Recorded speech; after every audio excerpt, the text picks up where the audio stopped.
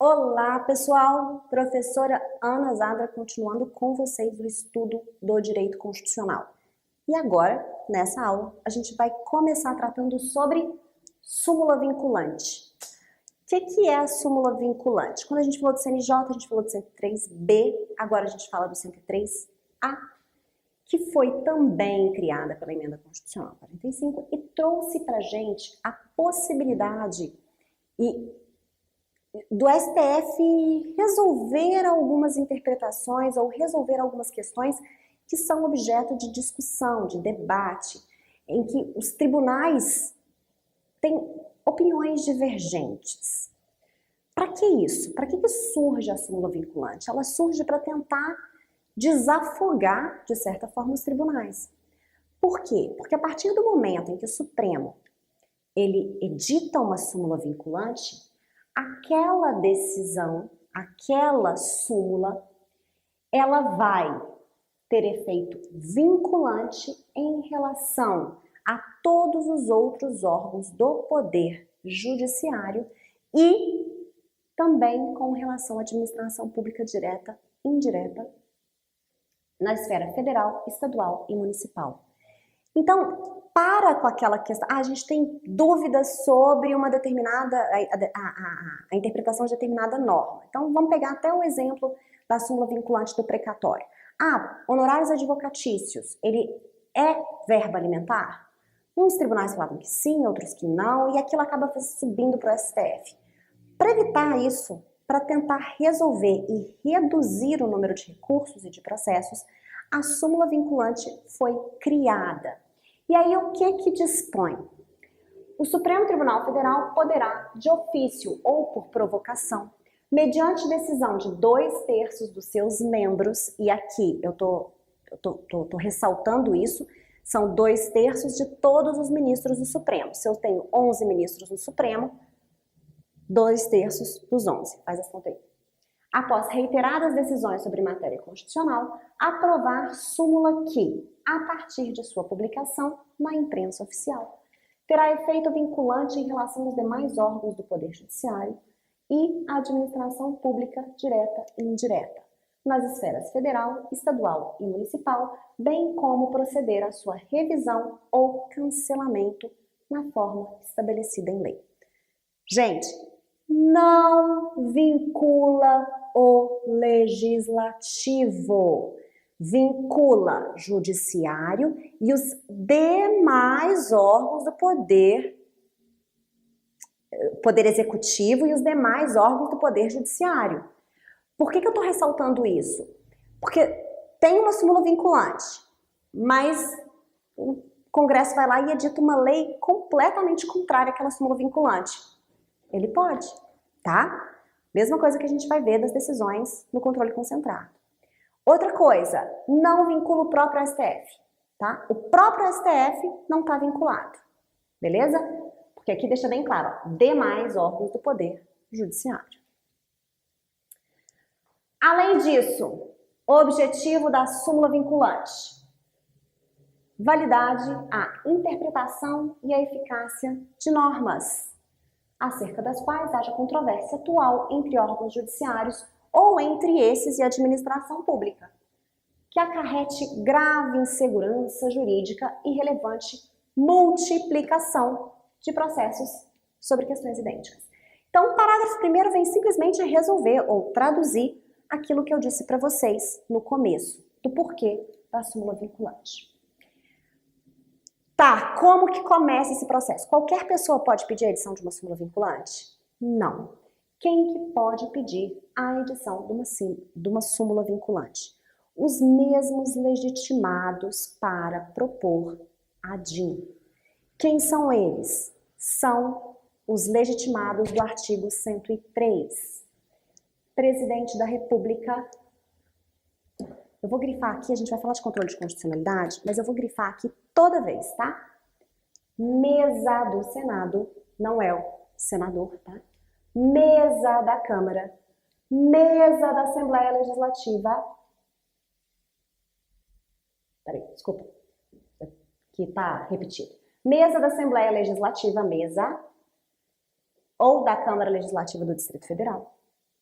Governador de Estado, governador do Distrito Federal, Procurador-Geral da República, Conselho Federal da OAB, partido político com representação no Congresso Nacional, tem que ter pelo menos um deputado ou senador, e confederação sindical ou entidade de classe de âmbito nacional, tá? Esses são os legitimados para pedir a edição de uma súmula vinculante. Só um minutinho. Limpar aqui, não tá dando nem pra ler o que tá aí.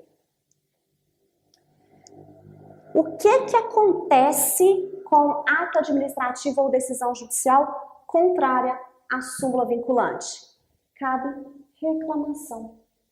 Reclamação ao STF, que, julgando, anula o ato administrativo, cassa a decisão e determina que seja alterada por algo que esteja conforme a súmula vinculante, tá? Então, contrariou a súmula, STF cassa e manda fazer de acordo com a súmula. Agora, acabamos a súmula vinculante. Pontos principais a gente falou aqui agora, são esses os pontos que vocês precisam saber. A gente vai trabalhar controle de constitucionalidade. Gente, se não cai em prova, isso despenca. E eu vou trazer os principais pontos para vocês, tá? Primeira coisa que a gente tem que lembrar e entender é que o conceito, na verdade, o fundamento é a defesa da Constituição e o respeito ao princípio da supremacia constitucional. A gente só tem o controle de constitucionalidade porque a gente tem um sistema rígido, uma Constituição rígida. E como Constituição rígida, ela precisa, né, ser respeitada e só pode ser alterada mediante um processo complexo. Uma lei qualquer não pode ser contrária ao que dispõe a Constituição. Eu preciso seguir aqui a regra da verticalização. Essa famosa pirâmide de Kelsen, que eu acho que todo mundo conhece, que coloca a Constituição no topo, tá? Leis complementares e leis ordinárias, elas estão do lado, tá, gente? É só por causa da matéria. Esse quadrinho aqui, elas estão do lado, ó. LC, deixa eu arrumar aqui. LC e LO estão juntas, tá? Medidas provisórias, medidas e leis delegadas, resoluções e tudo mais. Se eu tenho essa estrutura aqui, qualquer violação, ou seja, se uma norma inferior violar a norma superior, eu vou falar que existe uma inconstitucionalidade, tá? Quando eu falo em controle de constitucionalidade, quando eu falo em inconstitucionalidade, aqui e para as provas de concurso, presta atenção nisso. Toda vez que houver a violação ou que uma norma contrarie a Constituição Federal, a Constituição Estadual e a Lei Orgânica do Distrito Federal. Então, se violar o Poder Constituinte originário, se violar o Poder Constituinte decorrente, eu vou falar de uma violação ou de uma inconstitucionalidade. Lembrando quando a Lei Orgânica do Distrito Federal estiver dispondo de questões de natureza estadual, tá? Cuidado! Não existe inconstitucionalidade por violação à lei orgânica do município. Apesar de muitos autores defenderem que a lei orgânica do município ela pode ser equiparada à Constituição Municipal, não é essa a interpretação predominante. A gente tem inconstitucionalidades de Constituição Federal, Constituição Estadual e Lei Orgânica do Distrito Federal, porque o Distrito Federal ele assume tanto as competências estaduais quanto municipais. Lei Orgânica do município não tem, tá? Como que funciona o sistema de controle de constitucionalidade, ou seja, de garantia de respeito à norma constitucional? Existem 3 sistemas. Existe um sistema que é um sistema político, que ele é feito pelo legislativo através de comissões, através do próprio Congresso, e também feito pelo executivo através do veto. Existe o controle jurisdicional, feito, obviamente, pelo judiciário, então o judiciário é que vai determinar se há ou não inconstitucionalidade. E o controle misto, que ele é político e judiciário. Gente, como é que eu consegui escrever judiciário aí, assim? Olha só. Meu Deus. Erro de digitação, tá, gente? Porque eu sei escrever. Vamos lá. No Brasil, então, a gente tem um controle misto, tá? Ele vai ser exercido tanto da forma política quanto pelo Poder Judiciário. Ele tem também, como é que ele é feito? Ele é feito de forma preventiva pelo Legislativo e pelo Executivo, e a gente tem uma única hipótese de declaração de inconstitucionalidade preventiva pelo Judiciário no Brasil. Como que o Legislativo faz o controle preventivo? Simplesmente não aprovando a lei. Ah, tem um projeto de lei inconstitucional, antes dele ser aprovado, o Congresso exclui. Comissão de Constituição e Justiça fala, não, nem coloca no plenário que isso é inconstitucional, tá? Ou vai para o plenário e não passa, porque eles entendem ser inconstitucional. Pelo Executivo, veto. Sobe para o presidente sancionar, o presidente fala, não sanciona o veto porque ofende a Constituição. Veto do Executivo. Controle preventivo. Quando que o Judiciário ele vai se manifestar? Preventivamente, porque a regra é que ele só vai analisar lei, tá? Lei ou ato administrativo. Lei em tese não entra. Ou projeto de lei não entra. Ele só pode analisar ou funcionar ou atuar no controle preventivo através do julgamento de mandado de segurança impetrado por parlamentar por violação ao devido processo legislativo. Houve vício de iniciativa, não voltou para votação, teve qualquer problema no processo legislativo, aí um parlamentar, só parlamentar, tá? Pode ajuizar ou pode impetrar um mandado de segurança no STF, para o STF fazer esse controle preventivo, evitar, assim, uma inconstitucionalidade formal. Esse controle vai ser repressivo também. Como assim repressivo? Repressivo preventivo antes da lei ser publicada, repressivo depois que a lei foi publicada. Depois que a lei foi publicada, em regra, ele é feito pelo Poder Judiciário. Essa é a regra máxima. Mas ele pode ser feito também pelos outros poderes. Como? Professor, como que o Poder Legislativo vai atuar? Se em controle difuso, ou seja, se o STF ou se um Tribunal Superior declara a inconstitucionalidade numa ação que o efeito seria só inter partes, mas o Congresso, o Senado entende que essa norma é inconstitucional, ele pode suspender a aplicação da norma até que ela seja julgada pelo STF. Então, a Constituição permite que o Senado suspenda a eficácia de uma norma. Controle, então, repressivo. Como que o Poder Executivo exerce controle repressivo? O Poder Executivo ele vai exercer o controle repressivo quando ele se recusar, o chefe do Poder Executivo, o presidente, se recusa a cumprir uma lei. Mas ele não pode, professora, governador, prefeito, ele não pode simplesmente deixar de cumprir uma norma. Ele pode, se ele fundamentar aquele descumprimento numa violação constitucional. Se ele não fizer, ele pode praticar crime de responsabilidade. Mas se ele o fizer de forma justificada, alegando inconstitucionalidade, aí não tem problema, tá? Ele não é obrigado a cumprir uma norma que seja inconstitucional. E por fim, que vai ser o tema e o assunto que a gente vai falar hoje, o Poder Judiciário faz o controle repressivo de duas formas, ou melhor, através de dois meios: controle difuso e controle concentrado, que a gente passa a analisar. Primeira coisa são os termos, gente. Eu queria muito que vocês focassem e entendessem o porquê dessas terminologias. Não dá para decorar, tá? Porque se decorar vai dar ruim.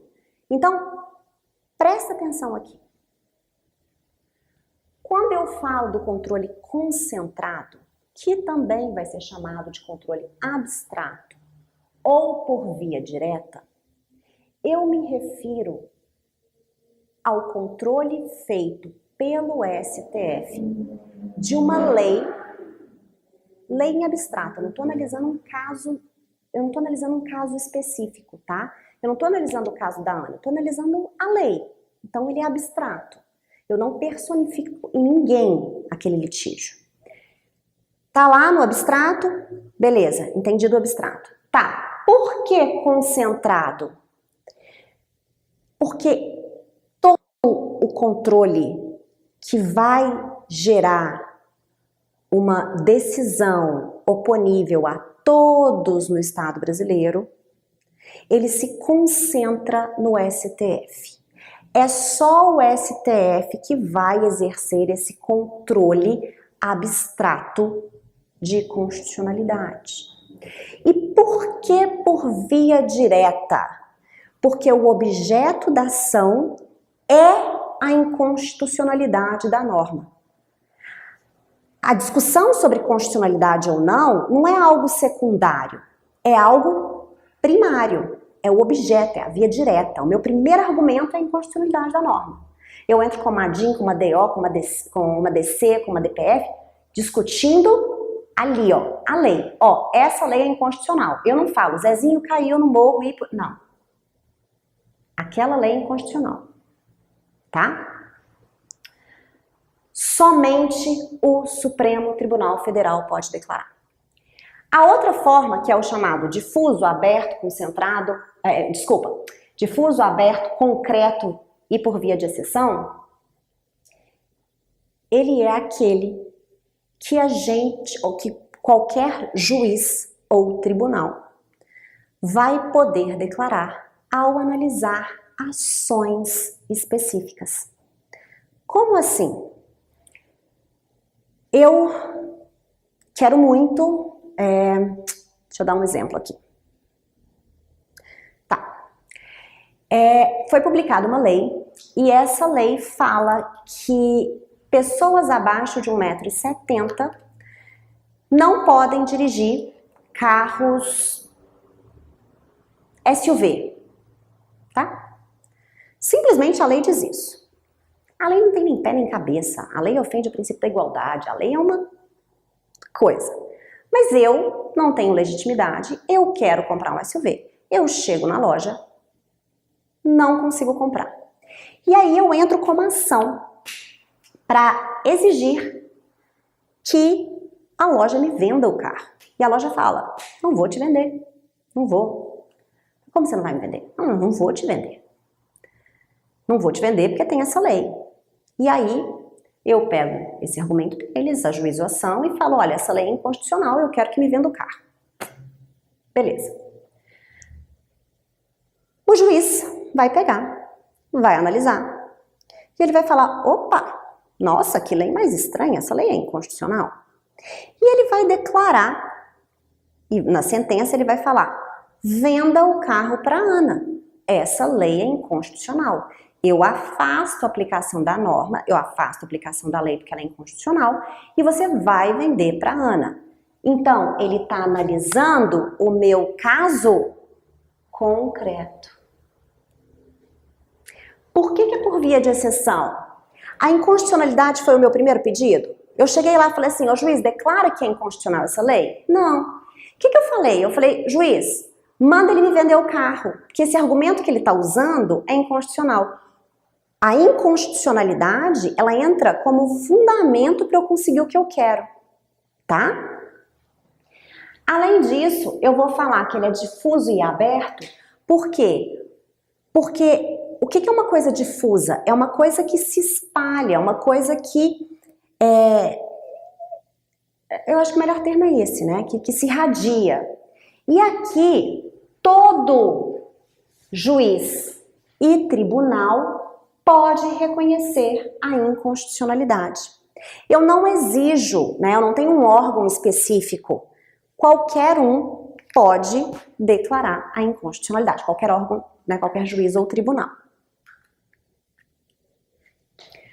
Vamos começar então a analisar as características de cada um desses controles e depois a gente entra nas ações específicas. Controle concentrado, abstrato, direto, controle de ato ou lei em tese.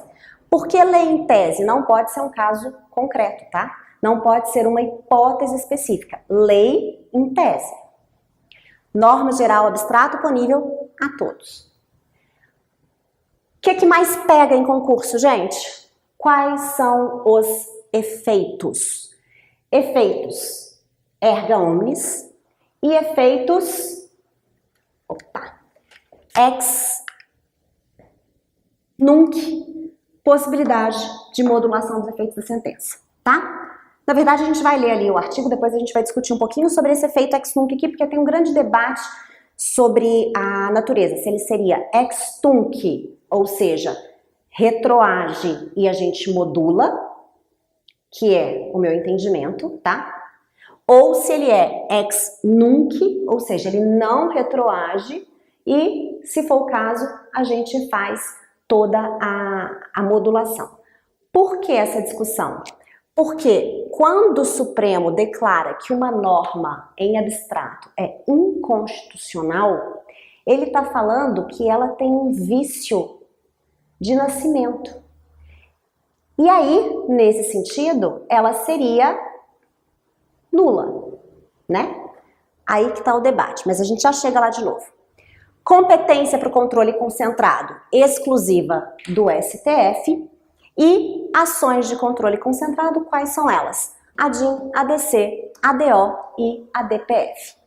Ação direta de inconstitucionalidade, ação declaratória de constitucionalidade, ação direta de inconstitucionalidade por omissão e ação de descumprimento de preceito fundamental.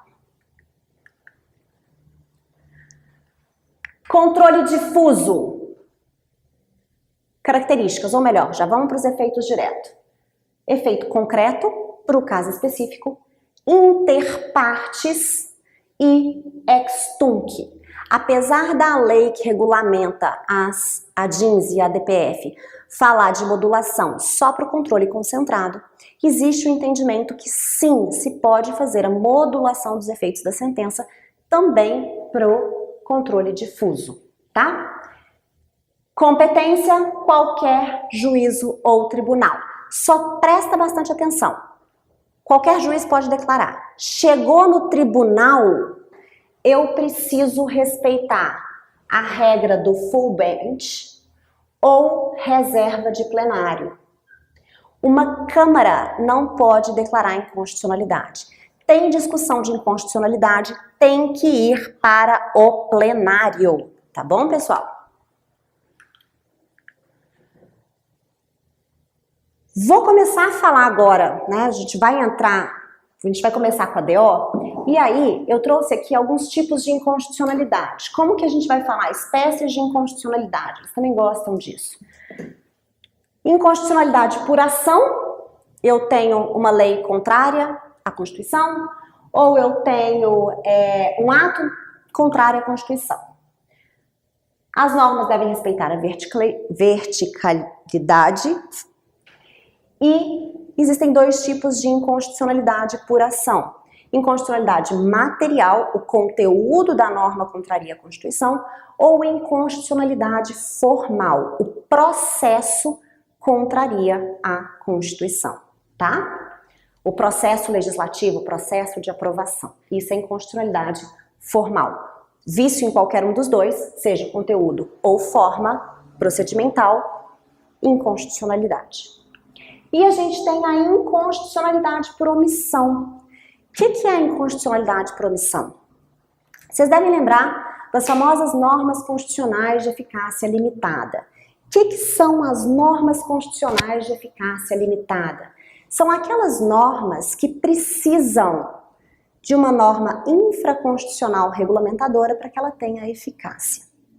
Quando não tem essa norma regulamentadora, eu não consigo exercer um direito constitucional atribuído a mim. Então, nesse caso, eu vejo que há, por parte do efetivo órgão, uma omissão que gera uma restrição ou uma impossibilidade do exercício de um direito. Então, para suprir essa inconstitucionalidade, a Constituição trouxe para a gente a possibilidade, né, um instrumento chamado ADIM por omissão. Ação para declarar a inconstitucionalidade, que a gente vai chamar de, ou resumidamente, ADO. Quem que pode ajuizar a ADO? Os mesmos legitimados do 103, da ação direta de inconstitucionalidade, que a gente viu lá também na súmula vinculante. Declarada a inconstitucionalidade por omissão de medida para tornar efetiva a norma constitucional, será dada ciência ao poder competente para a adoção das providências necessárias e, em se tratando de órgão administrativo, para fazê-lo em 30 dias. Presta atenção aqui comigo. Ajuizei uma ação, eu sou servidora pública, eu quero fazer greve, a Constituição fala que eu tenho direito de greve, mas que vai haver uma norma regulamentadora sobre o meu direito de greve. Eu provoco a Confederação dos Servidores Públicos e tudo mais, sei lá se existe isso, mas que se existisse. E aí eles ajuizam uma ação direta de inconstitucionalidade por omissão.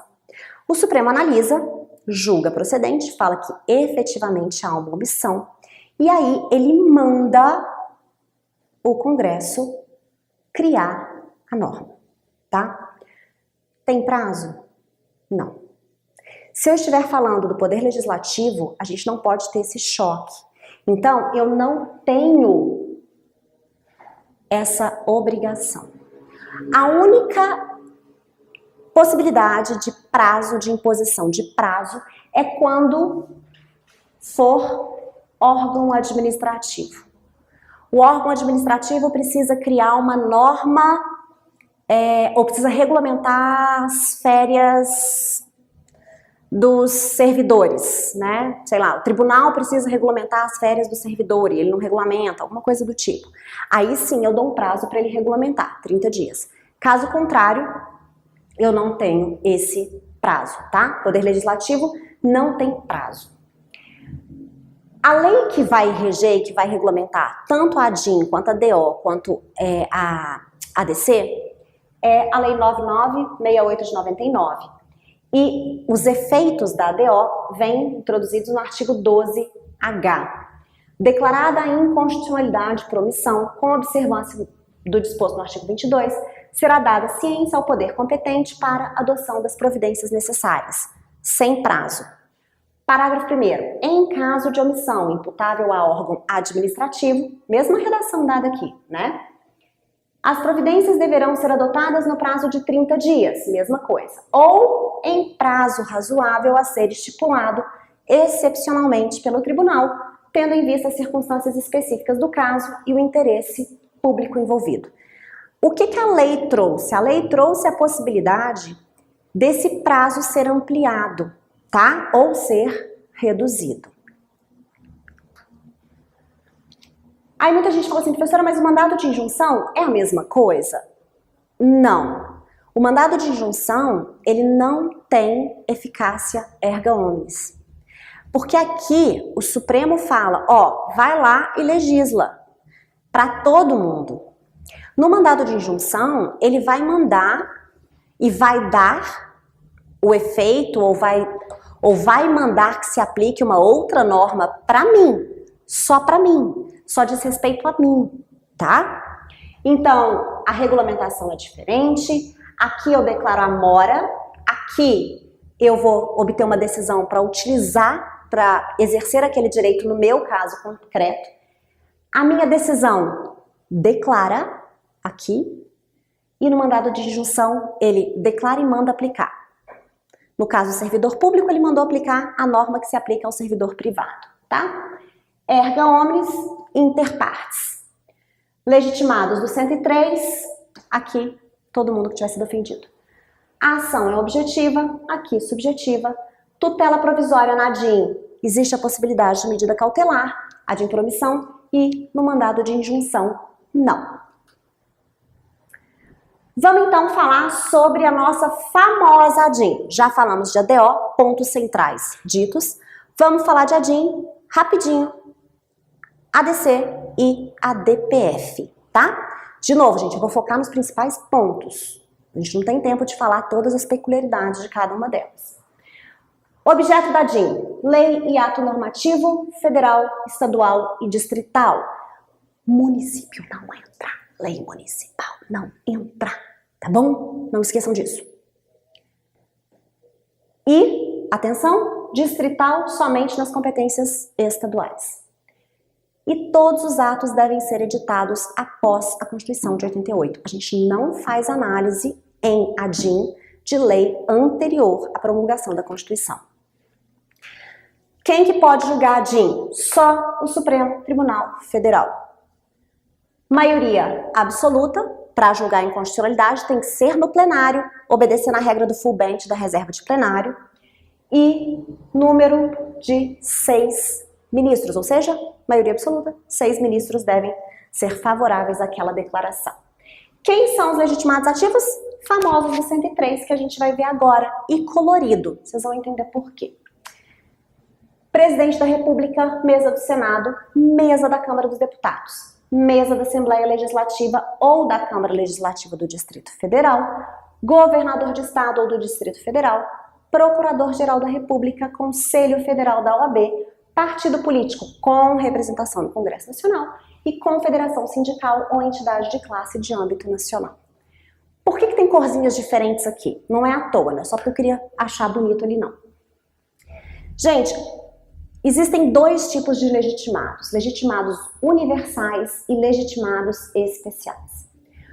Os legitimados universais, eles podem propor ADIM sobre qualquer tema, qualquer matéria. Os legitimados especiais, eles precisam comprovar uma coisa chamada pertinência temática. Os de verde são os universais. E se vocês olharem aqui, vocês vão ver que eles representam toda a população. Presidente da República, a mesa do Congresso ou do Senado, o Procurador-Geral da República, a OAB Nacional e o partido político. Os outros só podem propor ADIM sobre temas que os impactem. Então, por exemplo, a Assembleia Legislativa do Estado do Paraná não pode propor uma ADIM sobre uma lei de São Paulo, porque não impacta. Do mesmo jeito que o governador do Estado de São Paulo, melhor, né, porque a mesa da Assembleia Legislativa propôs com... pode ser. Governador do Estado do Paraná não pode propor uma ADIM por causa de uma lei do Tocantins, a não ser que gere um impacto muito grande para ele. Mas se não, né? A confederação sindical ou entidade de classe, por exemplo, a Confederação dos Metalúrgicos, ela não pode propor uma ADIM sobre uma lei que impacta os enfermeiros. Ela precisa comprovar pertinência temática. É um requisito imposto pela própria Constituição. Quais são os efeitos? Erga omnes, vinculante, de novo, demais órgãos do Poder Judiciário e toda a administração pública direta, toda a administração pública. Cuidado, não vincula o legislativo. Isso quer dizer que hoje o Supremo declarou a inconstitucionalidade de uma norma, amanhã o Congresso pode aprovar uma lei exatamente nos mesmos termos que foi declarada a inconstitucionalidade. E para essa norma não ter validade de novo, a gente vai ter que ajuizar uma nova ADIM para que seja declarada novamente a inconstitucionalidade. Tá bom? Efeito da decisão temporal. Ex tunc. Possibilidade de modulação dos efeitos da sentença. Ao declarar a inconstitucionalidade da lei ou ato normativo e tendo em vista razões de segurança jurídica ou de excepcional interesse social, poderá o Supremo Tribunal Federal, por maioria de 2/3, mesma regra dos tribunais, restringir os efeitos daquela declaração ou decidir que ela só tem eficácia a partir do seu trânsito em julgado ou outro momento qualquer. Então, aquela hora que eu falei com vocês de ex nunc, se a gente pegar e fizer uma leitura bem clara aqui da Lei 968, que é quem regulamenta as ADINs, a gente vai ver que sim, na verdade, ex nunc podendo ser modulada para data do efeitos para a data do trânsito em julgado ou para daqui a 2, 3 anos, tá? ADC. Bom, vamos falar bem rapidinho porque ela é muito fácil. Ela, na verdade, vai seguir basicamente as mesmas regras da ADIM. O que a gente tem aqui? Ação declaratória de constitucionalidade. E o que eu preciso? O que vai ser objeto de ação declaratória de constitucionalidade? Uma lei, eu pressuponho que toda lei é constitucional. Então, para que essa lei possa ser objeto de ADC, eu preciso que ela esteja sendo questionada. Muitos tribunais, muitas pessoas, muitos órgãos, todo mundo questionando a legitimidade, a constitucionalidade dela. Aí sim eu posso submeter a ADC. A competência vai ser do STF e os legitimados mesmos da ADIM, tá? E para finalizar, falei com vocês que era bem rapidinho, né? Estamos terminando que meu tempo já passou há muito tempo aqui. E para finalizar, a ADPF. Arguição de descumprimento de preceito fundamental. Essa é a forma de controle de constitucionalidade concentrada mais diferente. Por quê? Tudo que não puder ser objeto de ADO, ADIM e ADC vai ser a DPF. Então eu vou colocar aqui na DPF leis e atos normativos federais, estaduais, distritais e municipais, que para os outros não entrava. Inclusive anteriores à Constituição, que também não cabe a ADIM, que ofenda ou ofereça risco a preceito fundamental, a norma constitucional, a essência, a princípio constitucional. Por isso que eu falo que a competência dela é subsidiária ou residual. Tudo aquilo que não vai ser de ADIM, não vai ser de ADO ou de ADC, entra aqui na DPF. Competência STF. E quem são os legitimados? Os mesmos da ADIM. Tanto para DC quanto para DPF, eu mantenho a exigência de pertinência temática para os legitimados especiais, tá? Efeitos, os mesmos da ADIM e da DC. Quais são eles? Erga omnes, vinculante, em regra ex tunc, podendo ter os seus efeitos também vinculados. Pessoal, finalizamos controle de constitucionalidade recorde. Em uma aula a gente conseguiu ver tudo. Espero de verdade que vocês tenham entendido todo o conteúdo, tá bom? Beijos e até a próxima!